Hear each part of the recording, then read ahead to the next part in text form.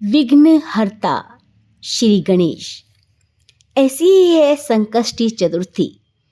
संकष्टी चतुर्थी के दिन श्रद्धा और भक्ति से भगवान गणेश जी की पूजा अर्चना करके जीवन के सभी रोग और कष्ट दूर हो जाते हैं। इसीलिए इसे सकट चौथ भी कहते हैं। माघी चतुर्थी और तिल चौथ भी नाम से जाना जाता है। ये संकटों का हरण करने वाला यह चतुर्थी पर्व लोक जीवन में संकट चौथ, माघी चतुर्थी और तिल चौथ के नाम से भी जाना जाता है। इसके साथ एक अन्य कथा भी जुड़ी है। पहली कथा तो सभी को मालूम है कि कैसे गणेश जी ने अपने माता पिता की परिक्रमा करके वह सबसे पहले देव पूजन वाले बन गए थे। इस पर्व से जुड़ी इस लोक कथा भी श्रद्धालुओं के बीच काफ़ी प्रचलित है। कथा के अनुसार पुराने समय में एक गांव में एक गरीब और गणेश भक्त दृष्टिहीन बुढ़िया रहा करती थी। उसके बहू बेटे भी साथ थे।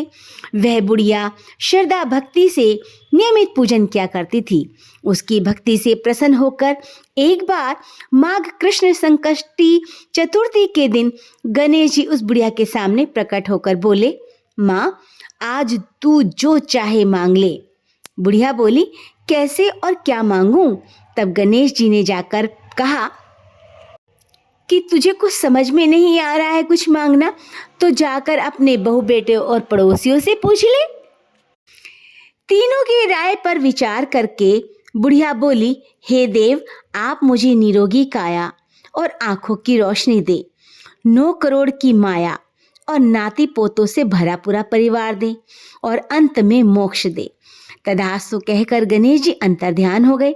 कहा जाता है कि उस दिन बुढ़िया माई के जीवन से प्रेरणा लेकर हिंदू धर्म की महिलाएं अपने संतान की दीर्घायु और खुशहाल जीवन की कामना के साथ इस निर्जला व्रत का अनुष्ठान करती आ रही हैं।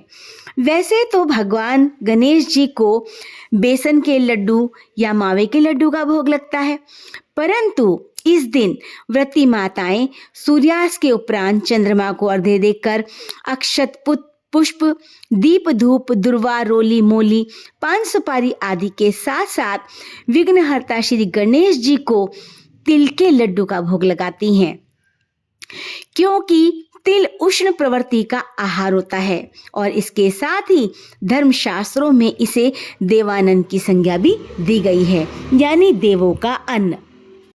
तो इस तरह मैंने आपको दोनों कथाओं के बारे में बताया और आप सबके संकट दूर करने वाले श्री गणेश जी का व्रत अवश्य करें। व्रत ना हो तो आप तिल की चीज़ें बनाकर गैया को भोग लगाकर आपस में या अड़ोस पड़ोस में उस प्रसाद को बांट पी सकती हैं। आपके सभी संकट दूर हों, ऐसा गणेश जी से मेरी प्रार्थना है। सभी दीर्घायु हों, सभी स्वस्थ हों और सभी की संतान खूब उन्नति तरक्की करे। जय श्री गणेशाय नमः। ओम गं गणपते नमः। ओम गं गणपते नमः। ओम गं गणपते नमः। ओम गं गणपते नमः। ओम गं गणपते नमः। सिद्धि विनायक नमो नमः। अष्ट विनायक नमो नमः। गणपति बाप्पा मोरिया। ओम गं गणपते नमः। सिद्धि विनायक नमो नमः।